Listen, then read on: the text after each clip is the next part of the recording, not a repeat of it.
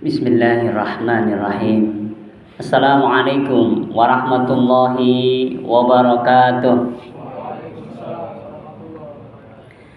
Alhamdulillahi rabbil alamin. Wa bihi nasta'in ala umurid dunya waddin. Wassalatu wassalamu ala ashrafil anbiya'i wal mursalin, nabiyina Muhammadin sallallahu alaihi wa alihi wasallam. A'udzu billahi minasyaitonir rajim. Bismillahirrahmanirrahim. Rabbi habli hukman wa alhiqni bis shalihin. Allahumma 'allimna 'ilman yanfa'una wanfa'na bima 'allamtana. Rabbana hab lana hukman wa alhiqna bis shalihin. Rabbana srif anna 'adzaba jahannam inna 'adzabaha kana gharama. Ya muqallibal qulub, tsabbit qulubana ala dinik. Alhamdulillahi rabbil alamin. Bapak-bapak, ibu-ibu yang dirahmati Allah, apa kabar siang hari ini? Alhamdulillah. Yang menjawab alhamdulillah semoga semakin sehat, insyaallah. Siang ini Allah mentakdirkan kita bertemu. Ada sebuah pepatah yang sering dikatakan tapi kurang kita pahami sebagai sesuatu yang kurang baik. Ada pepatah yang terkenal di masyarakat kita, tak kenal apa lanjutannya Pak? Ta'aruf. Kalau dulu sih tak kenal maka tak sayang gitu ya, Pak.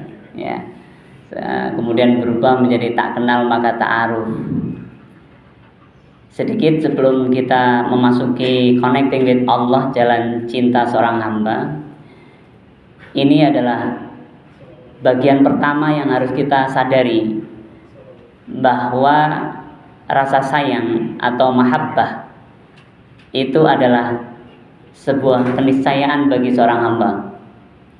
Kalau kita mencintai Allah, maka sebuah keniscayaan bagi kita untuk mencintai makhluknya Allah. Kalau kemudian dikatakan tak kenal maka tak sayang, sudah pasti bertentangan dengan ajaran Islam. Karena untuk menyayangi seorang hamba tidak perlu syarat mengenalnya terlebih dahulu. Bahkan banyak riwayat, kalau kita mau kaji lebih jauh, bagaimana Rasulullah begitu mencintai umatnya lebih dari beliau mencintai dirinya sendiri. Hadis yang sangat terkenal, la yu'minu ahadukum hatta yuhibba li akhihi ma yuhibbu li nafsihi. Tidak diakui keimanan kalian, satu di antara kalian, sebelum kalian mencintai ma yuhibbu li nafsi, sesuatu sebagaimana kamu mencintai dirimu sendiri. Masya Allah ya. La yu'minu ahadukum hatta yuhibba li akhihi ma yuhibbu li nafsi. Tidak dianggap iman salah seorang di antara kalian hingga ia mencintai sesuatu sebagaimana dia mencintai untuk dirinya sendiri. Kalau dengan terjemahan bebas kadang disampaikan seperti mencintai dirinya sendiri. Masya Allah. Artinya syarat cinta itu mutlak Allah amanahkan kepada orang beriman. Tentu akan banyak hal-hal yang perlu dibaca. Salah satunya mungkin bahwa dalam beberapa kajian kitab disebutkan yang dimaksud hadis ini adalah kesempurnaan iman. Namun kalau kita mau baca secara tekstual saja sudah cukup bagi kita bahwa mencintai itu tidak perlu kenal terlebih dahulu. Sehingga salah satu kewajiban seorang hamba adalah memendarkan cinta, karena itu bagian dari keimanan.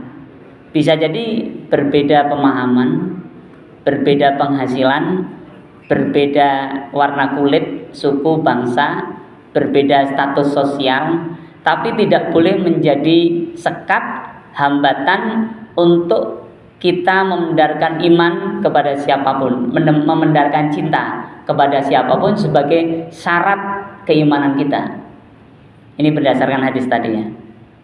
Jadi Bapak Ibu yang dirahmati Allah, tak kenal maka apa Pak? Ta'aruf ya. Nah, kayaknya agak sulit juga kalau tak kenal maka ta'aruf, karena di jalan-jalan kita pasti akan ketemu orang dan nggak mungkin kita ngajak kenalan sama dia, karena ta'aruf kan kenalan. Yang lebih tepat kalau kita mau ya sedikit memanfaatkan, mengambil ibro dari hadis tadi, kita revisi ya. Tak kenal maka tetaplah sayang. Jadi kita nggak kenal orang tuh, di kanan kiri kita siapa dia, backgroundnya apa, organisasinya apa, kerjanya di mana, nggak masalah. Kita harus tetap memberikan rasa sayang kepada dia. Rasa sayang itu dari hati. Bisa jadi kita tidak melakukan pengorbanan materi sedikit pun, karena nggak mungkin juga dia lagi lewat aja ketemu entah siapa dia juga nggak butuh kita juga nggak butuh dia secara materialis ya, secara materialisme mungkin nggak butuh, tapi hakikatnya butuh. Kenapa? Seorang makhluk yang Allah ciptakan idealnya mengantarkan dia kepada Sang Khalik, Sang Penciptanya. Sedangkan kita ini kan semuanya sama, makhluk ciptaan Allah. Kalau kita bertemu dengan makhluknya Allah, idealnya harus mengembalikan kita kepada Allah. Itu sebabnya bapak-bapak, ibu-ibu yang dirahmati Allah, sering harus kita kritisi ya, tak kenal tetaplah sayang. Karena untuk menyayangi hambanya Allah, makhluknya Allah, apapun agamanya ya, tentu kalau muslim ada tambahannya ya, tapi sebagai ukhuwah basyariah, sama manusia, itu syarat mutlak kita untuk memendarkan rasa sayang, rasa cinta, rasa kasih ya. Oke, alhamdulillah, tak kenal maka tetaplah sayang. Sehingga kalau kita ketemu orang, misal ini orang aneh banget sih, udah kecil, udah ini misalnya itu, kita akan, hati kita itu akan menyayangi dia. Ya Allah, ini makhluk ciptaanmu ya Allah, begitu ya. Nah, kalau sudah kenal, tambahkan sayang. Kita udah kenal nih ya, sudah saling ta'aruf. Oh, dia ternyata punya masalah ini, punya masalah itu, kita kasih tambahan sayang. Dengan apa? Dengan perhatian lebih. Apa perhatian lebihnya? Membantu menyelesaikan berbagai macam solusi yang dihadapi, tentu semampu kita, dan dijauhkan dari fitnah. Ada caranya, ada metodenya. Oke.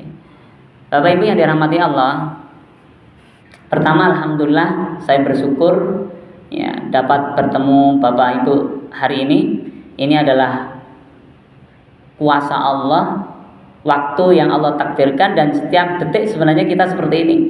Setiap detik kita akan mengalami waktu-waktu yang terlewatkan, hingga suatu saat akan datang seorang makhluknya Allah yang ketuk-ketuk pintu kita. Siapa dia?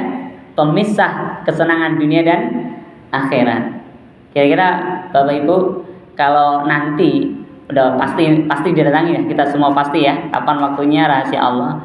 Kalau didatangi malaikat, itu kira-kira kita ingin diketuk pintu rumah kita dulu atau langsung cabut? Gimana Pak Songki? Langsung cabut atau mau di lobi dulu sama malaikat gitu? Kayak Rasulullah gitu. Ya, tentu kita maunya ada dialog dulu sama malaikat kan, sehingga bisa mengantarkan akhir kalimat kita, la ilaha illallah. Nah, jadi Setiap detik yang kita lalui menjadi menit, menjadi jam, menjadi hari, menjadi pekan, menjadi bulan, menjadi tahun, itu skenario Allah sampai nanti mengantarkan sang malaikat maut ini diutus untuk kita, untuk memisahkan roh dari jasad kita. Saat itu sangat berbahaya kalau kita tidak connect with Allah, with connecting with Allah. Kalau kondisi kita tidak connecting with Allah, sangat berbahaya. Kalau bahasa yang sering kita dengar, su'ul khatimah. Kalau connecting with Allah, husnul khatimah. Jadi itu salah satu tujuan dari connecting with Allah ini, persiapan salah satunya ya. Banyak manfaatnya yang akan kita dapat kalau kita mengamalkannya, insya Allah mempraktekannya. Tapi salah satunya adalah prepare, ya, mempersiapkan suatu saat manakala malaikat maut menjemput kita, kita dalam kondisi connecting with Allah. Masya Allah, amin ya rabbal alamin. Bapak Ibu yang dirahmati Allah, ada ini istilah-istilah yang saya coba buat ya, connecting with Allah. Ternyata setelah saya cari-cari di dunia internet, ada juga yang menyampaikan hal yang sama ya dalam bahasa Inggris ya, tetapi isinya belum seperti yang saya maksud, dan ini tidak kemudian dikarang tanpa dasar ya. Istilah connecting with Allah ini hanya sebuah istilah yang memudahkan kita untuk memahami ajaran-ajaran Allah, kebiasaan Rasulullah yang idealnya harus diikuti oleh seorang muslim. Dengan connecting with Allah, dengan istilah itu lebih mudah ya menurut saya untuk disampaikan dan didekatkan dengan dunia kekinian. Bapak Ibu yang dirahmati Allah, kalau kita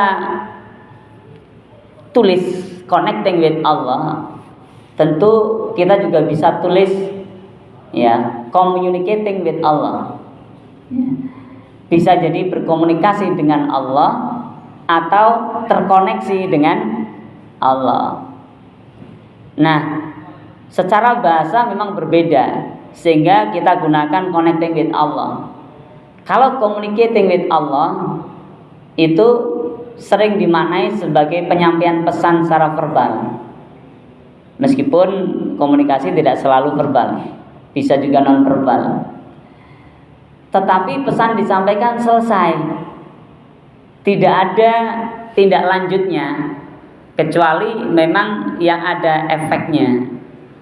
Dalam teori komunikasi ada efeknya, ada feedbacknya. Tetapi kalau kita pakai istilah communicating with Allah, itu dekat sekali dengan istilah-istilah dalam hasanah Islam kita yang kemudian kita kenal sebagai ma'iyatullah ya, ma'iyatullah. Ada yang tahu Pak ya? Ada yang coba-coba searching apa itu ma'iyatullah. Secara teks adalah kebersamaan dengan Allah, ma'iyatullah. Kalau kita kaji terus kemudian kita lihat anasir-anasirnya, maka apa yang akan kita bahas ini dekat dengan apa yang dinamakan dengan khusyuk. Khusyuk ya. Dan khusyuk bukan sekedar dalam sholat. Itulah mengapa connecting with Allah ini dekat dengan kata khusyuk. Kalau kita kaji lagi, maka connecting with Allah ini juga merupakan penjelasan dari kata ihsan. Ya. Dalam hadis Nabi, siapa yang dimaksud muhsin, orang yang punya sifat ihsan, itu adalah anta'budallah ka'annaka tarahu fa illam takun tarahu fa innahu yaraka. Jika kamu menyembah Allah seakan-akan kamu melihat Allah. Kalau kamu tidak mampu seakan-akan melihat Allah, maka kamu selalu merasa dilihat Allah. Masya Allah. Ini ihsan. Itulah connecting with Allah. Kalau kita telusuri nanti satu persatu anasir dari materi connecting with Allah ini, akan dekat juga dengan hasanah kajian keilmuan yang kemudian sering kita dengar sebagai tazkiyatun nafas, ya, pembersihan jiwa, meskipun nggak sama persis.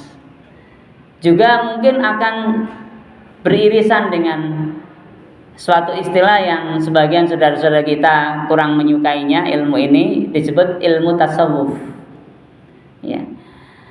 Ada juga kedekatan dengan istilah tarbiyah ruhiyah. Nah, Bapak Ibu yang dirahmati Allah, itulah yang kita bahas yang ini, connecting with Allah, terkoneksi dengan Allah. Terkoneksi bukan sekedar berkomunikasi, karena dalam bahasa Inggris komunikasi itu ya, communication, ya. Kalau koneksi, connection atau connecting with Allah, berkoneksi atau terkoneksi dengan Allah, berbeda. Kita tidak sekedar menyampaikan komunikasi, berdoa, membaca Quran, sholat 5 waktu, ya, beribadah sebagaimana yang diwajibkan ataupun disunahkan. Tidak sekedar itu, tapi koneksi itu membawa pada kalimat innallaha ma'as sabirin. Jadi kebersamaan dengan Allah itu terasa dari setiap langkah kehidupan kita, langkah amalia dalam kehidupan kita, dalam berbagai macam kondisi, dalam acara apapun, ya, dalam kondisi batin apapun, kondisi lahir apapun, ya, dalam kehidupan dunia yang macam-macam, semacam-macamnya apapun gitu kalau kita mau katakan, maka kita berada dalam ma'iyatullah, terkoneksi dengan Allah, bersama dengan Allah. Bapak Ibu yang dirahmati Allah, apa sih manfaatnya? Sebelum kita bahas teknisnya, salah satunya begini, orang yang connecting with Allah, terkoneksi dengan Allah, bahasa Islamnya tadi apa? Khusyuk, ma'iyatullah, ya, selalu zikrullah, selalu bersama Allah, itu tidak akan mudah kena penyakit sedih. Kita pernah Pak ya sedih? Pernah ya? Bapak Ibu kalau sedih itu kira-kira berapa lama? Berapa lama Pak? Kalau sedih itu kira-kira berapa lama?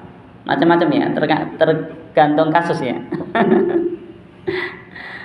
Kalau dulu pernah diputusin gitu misalnya, tuh sedihnya mungkin ya berapa lama gitu ya.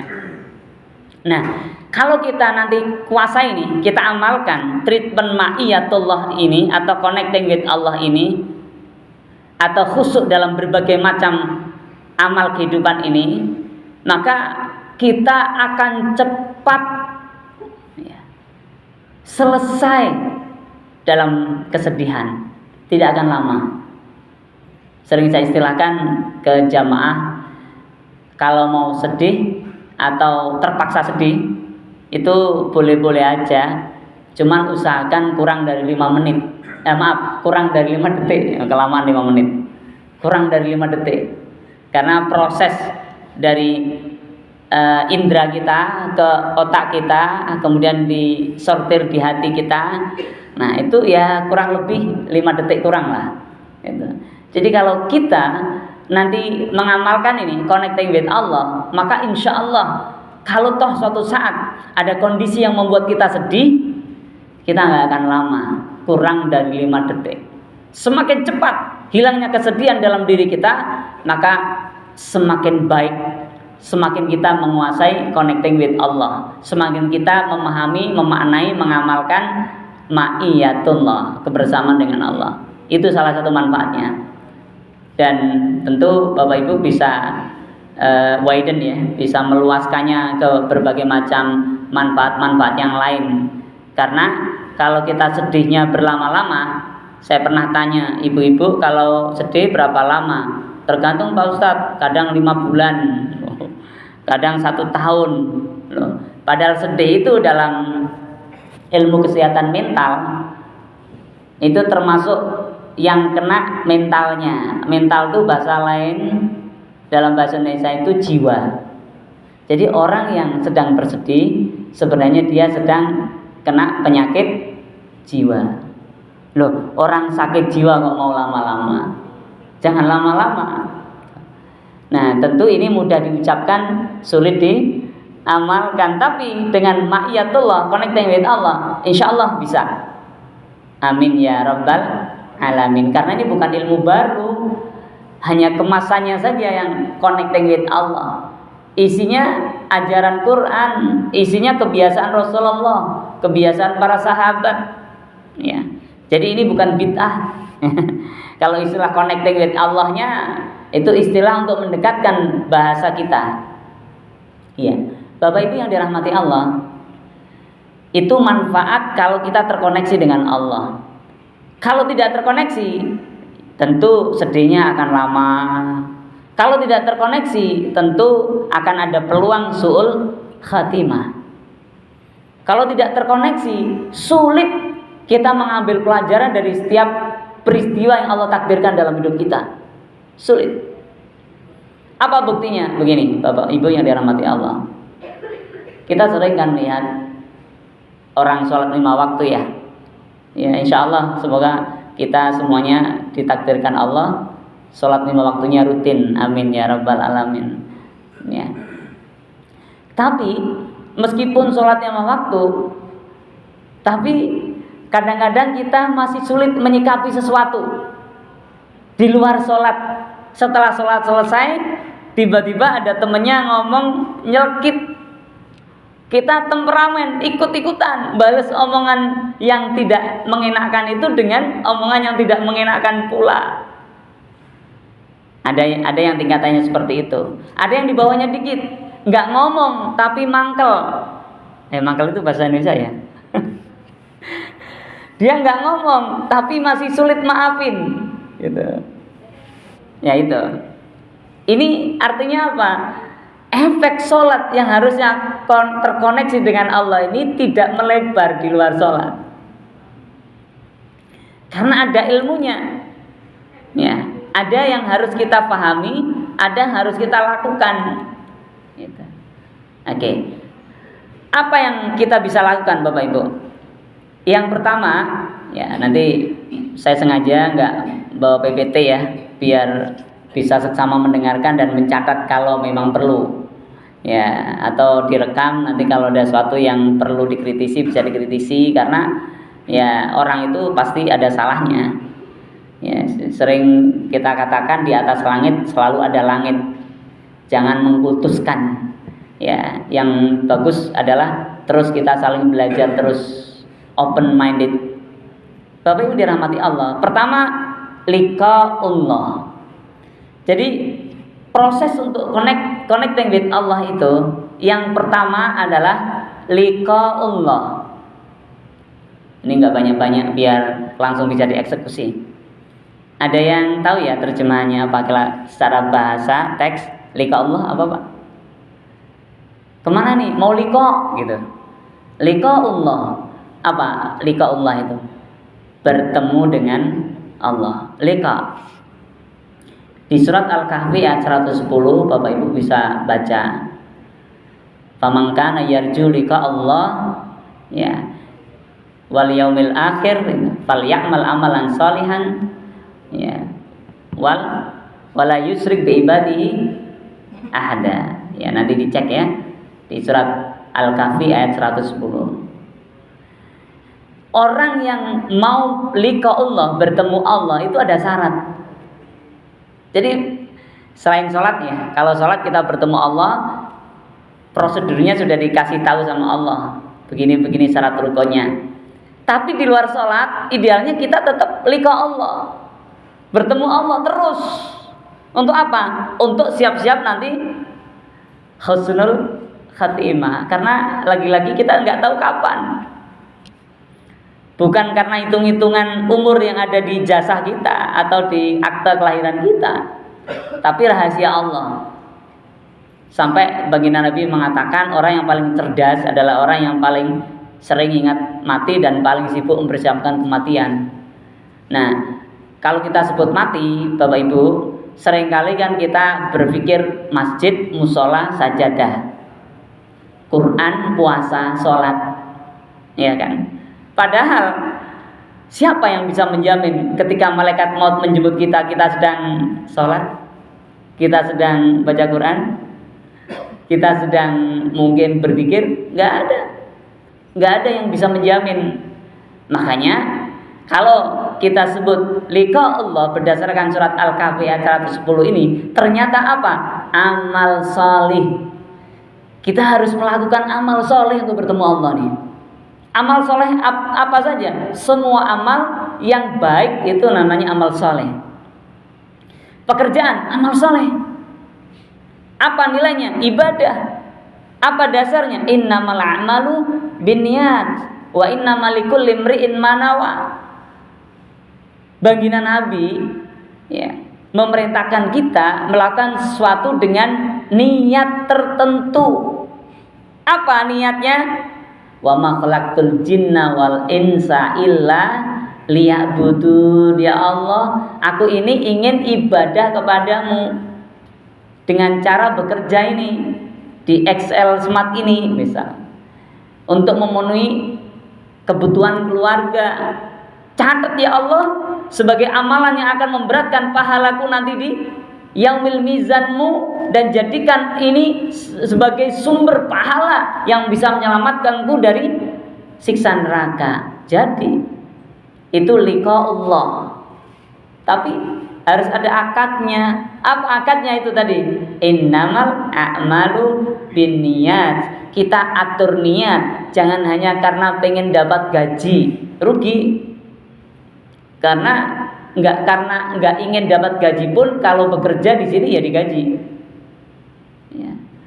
Jadi kita harus kembalikan bahwa kita bekerja itu bagian dari ibadah.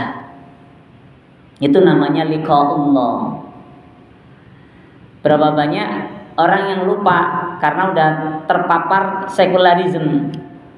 Dipisahkanlah semua atribut agama itu dalam atribut keduniawiaan. Kalau mau kerja nggak usah bawa-bawa agama lah, halal haram. Sekarang cari yang halal aja susah, apalagi yang haramnya terbalik. Sekarang cari yang haram aja susah, apalagi yang haram gitu ya, yang halal gitu ya. Enggak, ya, tidak demikian. Maka Masya Allah, setiap amal kita berkata baik, membantu orang, ya, meringankan beban, ya, apa saja, semua kebaikan itu menjadi amal soleh, menjadi syarat untuk bertemu Allah, liqa Allah. Apakah setiap amal soleh dalam artian amal baik itu bisa mengantarkan orang ke liqa Allah? Belum tentu, karena tergantung dari niat tadi. Tergantung lagi pada imannya. Kalau mohon maaf, kalau dia bukan seorang muslim, amalnya bisa jadi kategorinya soleh, amal baik, tapi tidak menjadikan pahala penguat atau pemberatnya di akhirat karena memang beda iman. Gitu. Nah, jadi liqa Allah sebagai syarat awal untuk bisa connecting with Allah. Jangan pernah berpikir kita ingin dekat dengan Allah tanpa amal soleh. Apalagi kalau kita sedikit ingat ad-din dalam penjelasan para mufassir, ad-din yang dimaksud dengan ad-din yang kita terjemahkan ke dalam bahasa Indonesia menjadi agama, itu adalah al-imanu wal amalus soleh. Ada iman, terus ada amal solehnya, baru masuk kategori ad-din, agama. Kalau berdasarkan bahasa Sanskerta agama ya tidak kacau, tidak agama kacau. Ya. Padahal tidak demikian. Ad-din itu apa? Ad-din itu al-iman wal amal soleh. Jadi seorang muslim tidak boleh dia tanpa amal soleh. Karena setiap amal perbuatannya dalam kehidupan dunia ini selalu diniatkan ibadah. Jadi udah deal ya. Yang pertama amal soleh. Bapak Ibu yang dirahmati Allah, untuk connecting with Allah, ya, saya ingatkan lagi, connecting with Allah itu bukan sekedar berkomunikasi, tapi kebersamaan dengan Allah. Banyak orang lisannya astagfirullah, tapi hakikatnya dia tidak bersama Allah. Kenapa? Karena astagfirullahnya disampaikan dengan kemarahan, dengan kebencian, ya, dengan kedongkolan. Masa Allah mau dekat sama orang-orang yang benci, yang dongkol, yang hasad? Enggak. Jadi ternyata harus ada yang disertakan, yaitu jiwa kita, hati kita, ketika kita ingin selalu bersama Allah, bukan hanya aspek lahiriah, aspek fisik. Setelah liqa Allah, beramal soleh, kita sudah lakukan amal soleh itu, maka Bapak Ibu yang dirahmati Allah, kita harus melakukan yang kedua. Ya, ini teknis ya. Ya, tapi diambil dari referensi Quran dan hadis. Apa teknis yang kedua setelah amal soleh? Teknis yang kedua adalah mengkaitkan segala apa yang kita indra kepada Allah. Itu teknisnya. Mengkaitkan segala apa yang kita indra kepada Allah. Apa yang kita indra? Lewat mata kita lihat sesuatu, lewat telinga kita dengar sesuatu, lewat kulit kita rasakan sesuatu, lewat pikiran kita memikirkan sesuatu, bahkan lewat hati kita bergumam dalam hati tentang sesuatu. Jangan pernah lepaskan apapun aktivitas indrawi kita dari menghubungkannya kepada Allah. Itulah salah satu amalia connecting with Allah itu. Ya. Bagaimana cara menghubungkannya agar kehidupan kita itu terkoneksi terus dengan Allah? Tadi cara menghubungkannya, ketika kita mengindra sesuatu, langsung sebut asma Allah. Di mana? Bukan di lisan kita. Apa dilarang di lisan? Boleh. Tapi untuk treatment ini, connecting with Allah ini, disebutnya di dalam hati kita, di dalam jiwa kita. Kita nyebut, ya silakan disebutkan di dalam jiwa kita, dalam hati kita ini. Kenapa? Karena baginda Nabi mengatakan ketika ditanya tentang albir, ya, tentang kebaikan, ya, dan keburukan, beliau, ya Rasulullah, mawal birru, al birru husnul khuluq, wal ifmu ma haka fi sadrika wa karihta ayyatali alaihin nas. Kebaikan itu bagusnya akhlak. Itu liqa Allah. Ya, yang pertama tadi. Kebaikan itu bagusnya akhlak, kata Rasulullah. Dan al-ithmu, keburukan, kata Nabi, mahaka fi sadrika wa karihta ayyatali alaihin nas. Sesuatu yang terdetak di dalam hatimu. Sadrika itu dada. Dada ini isinya ada hati, kolbun, ada nafsun, ada ruh, ada macam-macam ya. Tentu debatable. Para ahli ilmu jiwa akan punya banyak pendapat. Tapi kalau kita kembali ke hadis Nabi, sederhana hidup. Ya. Ketika Nabi ditanya tentang takwa, beliau menjawab, at-taqwa hahuna wa yushiru ila sadri thalatha marrat. Takwa itu ada di sini. Beliau menunjuk hatinya, dadanya. Ya. 3 kali beliau menunjuk ke arah dada beliau. Itu artinya di dalam jiwa kita ini, dalam dada kita ini ada kolbun, ada nafsun. Bapak Ibu yang dirahmati Allah, kata Nabi tadi, al-biru husnul khuluq wal ithmu ma haka fi sadrika wa karihta ayyatali alain nas. Kebaikan itu adalah bagusnya akhlak, dan keburukan Al-ismu atau ismun itu kalau diterjemahkan tekstual bisa macam-macam, nanti bisa tanya di Google Translate ya, atau di AI apa itu arti ismun pakai fa ya. Al-ismu atau ismun apa itu? Kata Nabi, mahaka fi sodrika, sesuatu yang terdetak di dadamu, wa karita ayat toli alinas, dan kamu malu kalau orang lain tahu apa yang ada dalam hatimu itu. Itu udah buruk kata Nabi. Masya Allah. Jadi ini profil Nabi kita itu seperti itu Bapak Ibu ya. Jadi hati beliau itu nggak pernah mendetakkan sesuatu yang buruk. Kalau kita sering ya Pak ya. Ya mohon maaf kalau bapak-bapak itu atau cowok itu, kata beberapa orang guru, akan mudah tertipu oleh apa? Mata gitu ya. Matanya melihat yang bagus, yang cantik gitu, yang seksi itu langsung terpesona. Itu bagi yang tidak terconnecting with Allah ya. Kalau ibu-ibu biasanya dari apa? Dari telinga ya.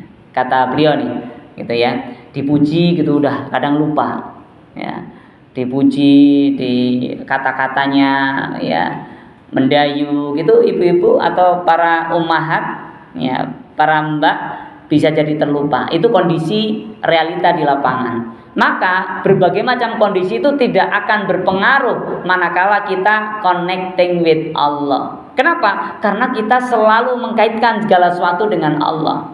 Dulu pernah ada sebuah kisah lama di Republika kalau tidak salah, saya pernah baca dulu, yang menulis seorang budayawan ya, budayawan religius, saya lupa. Tapi isinya kurang lebih begini, ketika ada seorang kiai yang sudah senior sama yang masih muda bersama menghadiri sebuah acara walimah lah gitu ya. Ya, bersama berdua pakai mobilnya sang kiai yang senior ini, nyampe ternyata di acara tersebut ada jaipong, ada tarian jaipong gitu. Nah, sang kiai yang senior menunduk segera istighfar, astagfirullah. Nah, itu tidak dilakukan oleh yang kiai muda ini. Kiai muda biasa-biasa aja gitu ya. Kemudian ketika pulang diskusilah mereka berdua. Apa katanya, kamu kok kayaknya menikmati banget tadi gitu ya, nggak istighfar nggak apa.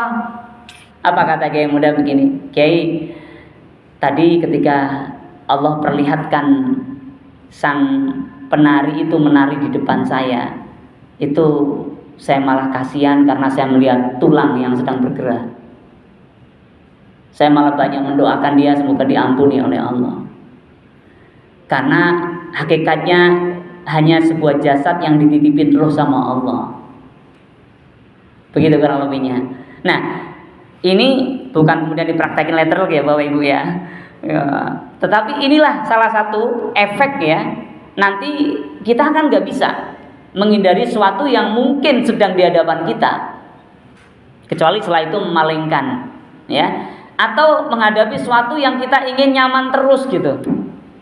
Kita pasti akan menghadapi sesuatu yang kadang di luar ekspektasi kita, khariqul adah, di luar kebiasaan. Pasti ada yang nyaman, ada yang tidak, atau kebalikannya. Nah, ini nggak masalah. Bahkan bagi orang-orang yang diuji sampai seperti di Gaza, begitu berat hidup, ya, itu pun nggak masalah bagi mereka yang sudah connecting with Allah. Kenapa? Karena kondisi yang begitu berat, seberat apapun, atau kebalikannya, kondisi yang begitu menyenangkan, sesenang apapun, idealnya tidak mengubah kedekatan kita sama Allah, tidak mengurangi atau menambah iman kita kepada Allah. Kapan itu bisa terjadi? Manakala kita terkoneksi sama Allah. Bagaimana caranya? Yang pertama tadi liqa Allah, amal soleh jangan pernah ditinggal. Amal soleh itu semua amal yang diniatkan untuk mendapatkan pahala dari Allah di akhirat. Ya, innamal a'malu binniyat. Yang kedua, mengkoneksikan atau menghubungkan semua apa yang kita indra kepada Allah. Caranya bagaimana? Dengan ngajak ngobrol sama Allah. Di mana? Bukan di lisan kita, tapi di dalam hati kita. Mulut kita diam, tapi hati kita bergejolak. Menyambungkan semua apa yang kita indra kepada Allah. Bisa kita istighfar, ya, bisa kita lanjutkan dengan doa. Apalagi caranya? Cara yang paling mudah Bapak Ibu untuk mengkoneksikan, menyambungkan semua yang kita indra kepada Allah itu adalah dengan doa.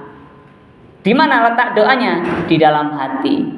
Sampai Ibnu Qayyim al-Jauziyah mengatakan, sesungguhnya aslinya doa itu adalah di hati.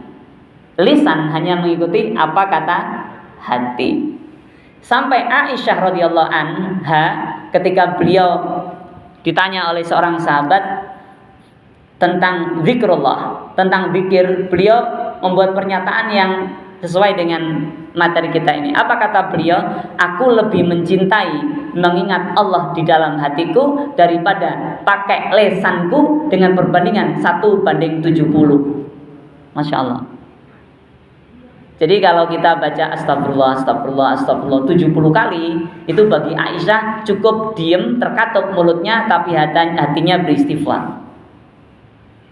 Masya Allah ya. Ya. Jadi cara mudah untuk mengaitkan semua apa yang kita indra kepada Allah dan menjadi unsur kedua untuk connecting with Allah adalah mendoakan.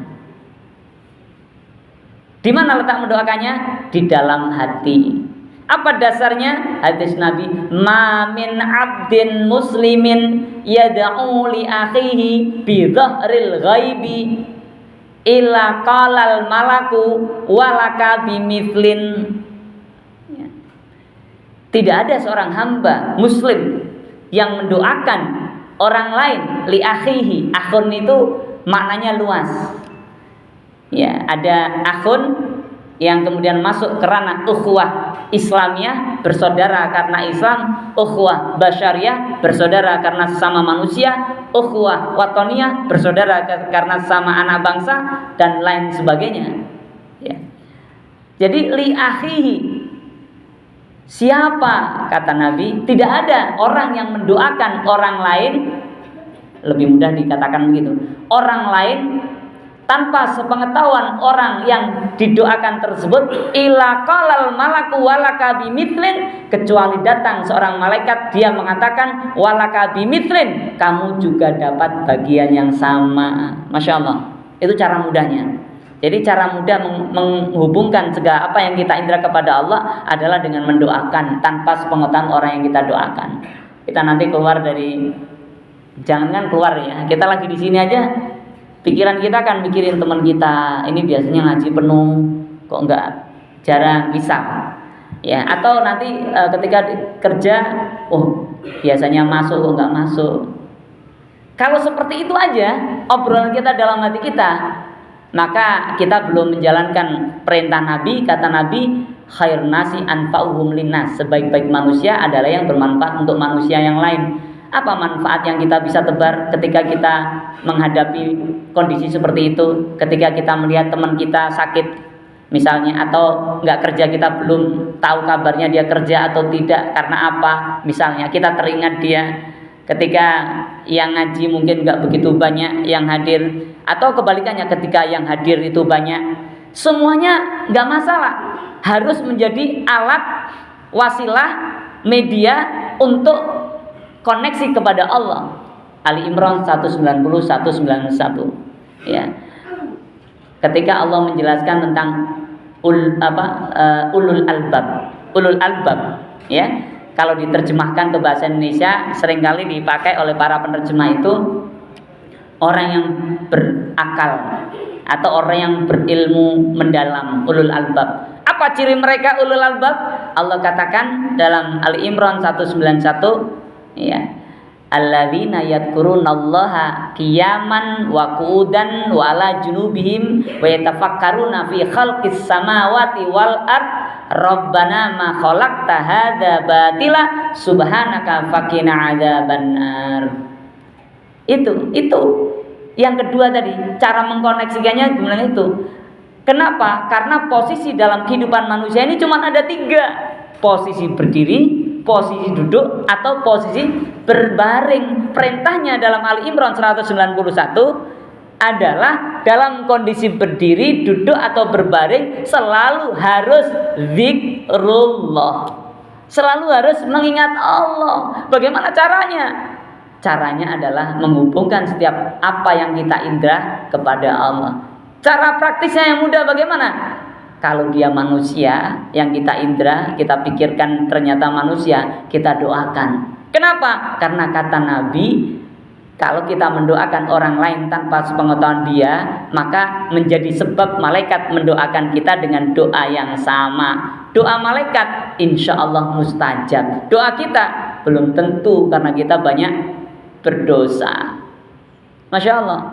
Itu poin yang kedua adalah menghubungkan setiap apa yang kita indra kepada Allah dengan cara mendoakan di dalam hati, tidak lewat lisan.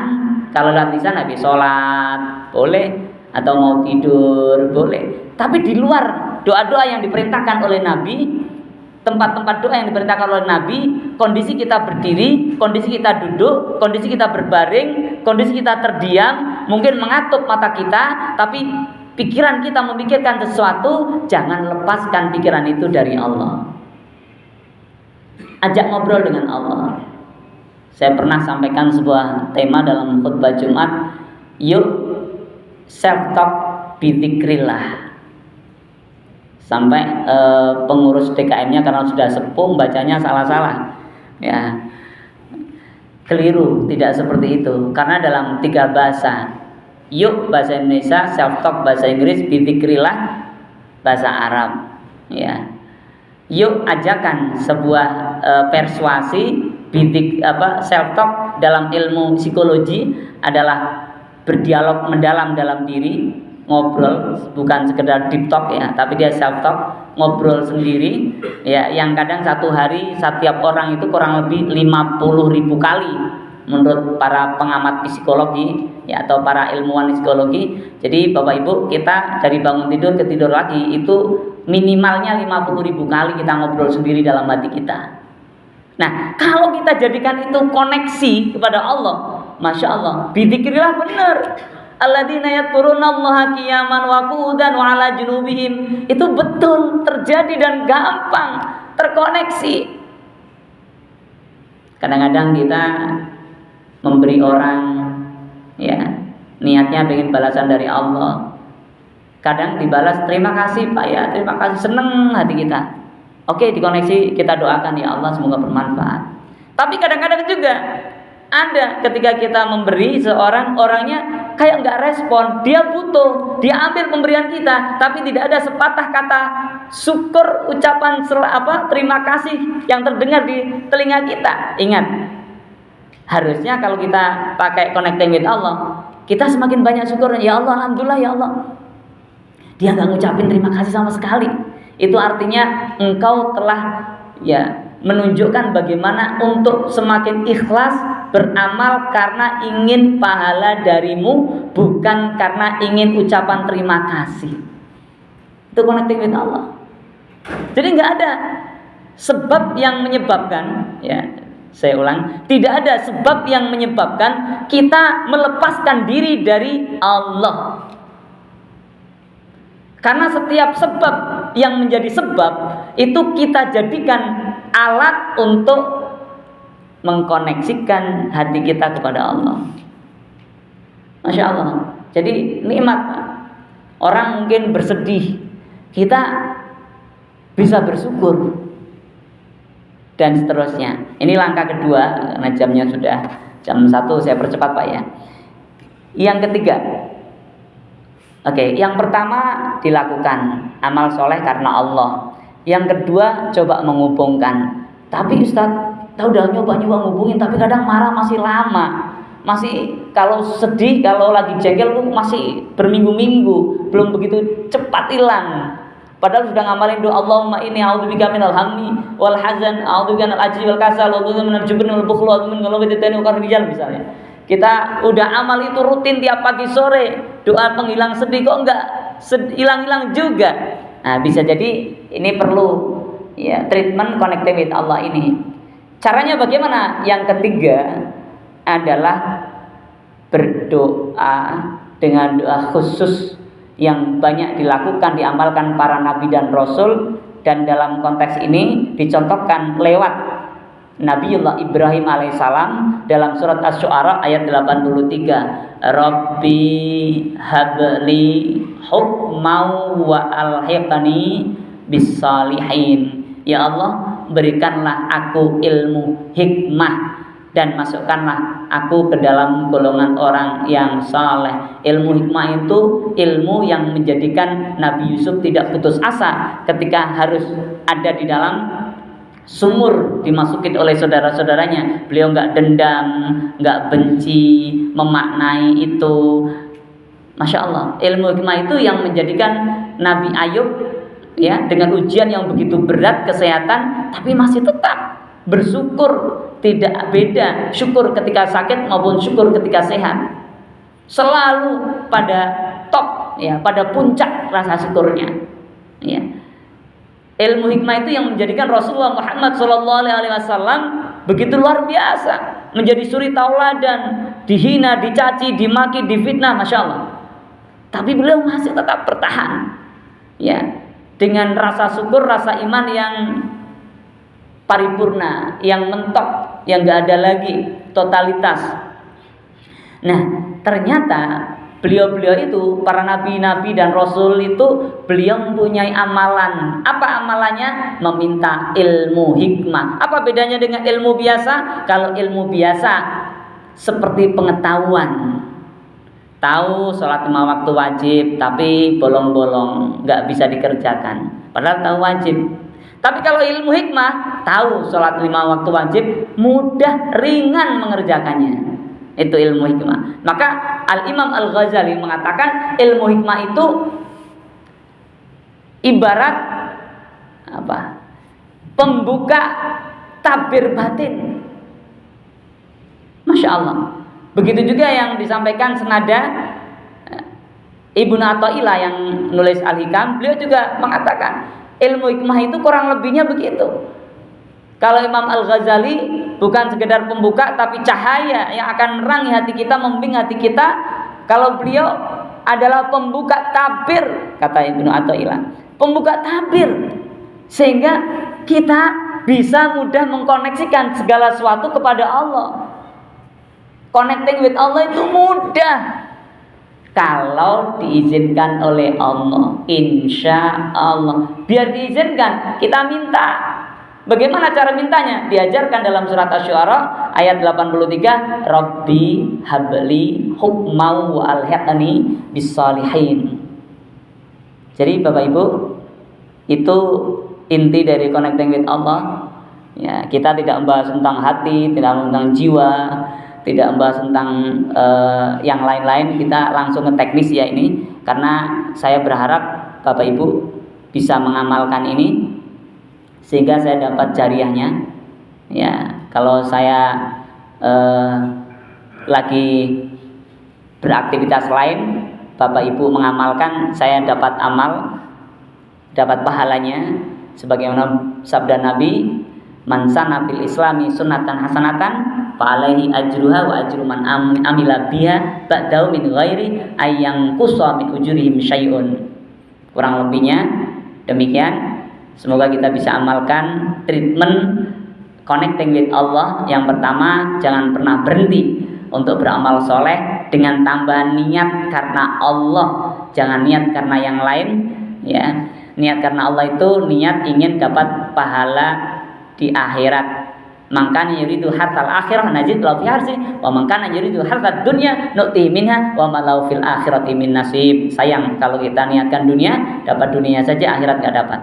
Yang kedua, hubungkan segala sesuatu kepada Allah dengan cara mendoakan Dia tanpa Dia tahu kita doa. Enggak usah ngasih tahu. Ya, itu caranya. Di mana? Dalam hati kita. bukan pakai lisan kita. Ya. Yang ketiga, mengamalkan Robbi habli hukma wa alhiqni bisalihin. Nanti Bapak Ibu yang dirahmati Allah, kalau kita berhasil nih rutin menjalankan ini, insya Allah suatu saat bisa jadi kita lagi jalan kemana, ya, mengendarai mobil atau motor misalnya, kemudian tiba-tiba kita melihat sesuatu, kemudian menjadi penyebab keluarnya air mata di mata kita, menggenang air mata kita ini. Maka kata Nabi ketika beliau menjelaskan sab'atun yudhilluhumullah yauma la dhilla illa dhilluh, ada 7 golongan yang akan dinaungi oleh Allah di mana tidak ada naungan lain selain naungannya Allah. Apa? Salah satu di antaranya yang ke-7 itu adalah rajulun dzakarallahu khalian fafadat ainahu. Masya Allah. Orang yang mengingat Allah, dzakarallah, mengingat Allah dalam kesendirian dia. Kesendirian tidak harus malam hari. Ya, kesendirian itu adalah bagaimana privacy, ngobrolan kita sama Allah dalam hati kita itu kesendirian kita. Khalian fafadat ainahu, kemudian menjadikan penyebab air mata kita muncul di mata kita, menggenang di mata kita. Itu akan menjadi penyebab kita mendapat naungannya Allah. Ternyata connecting with Allah itu salah satu efeknya nanti begitu, Bapak-bapak, Ibu-ibu yang dirahmati Allah. Ya. Dalam aktivitas kita sedang ngobrol, kita sedang bekerja, tapi kita terkoneksi terus sama Allah, sehingga hati kita lembut, tidak kasar. Kita bisa mengambil pelajaran ibrah dari banyak hal hingga mengantarkan kita husnul khatimah. Jazakumullah khairan katsira, semoga bermanfaat, bisa diamalkan. Assalamualaikum warahmatullahi wabarakatuh.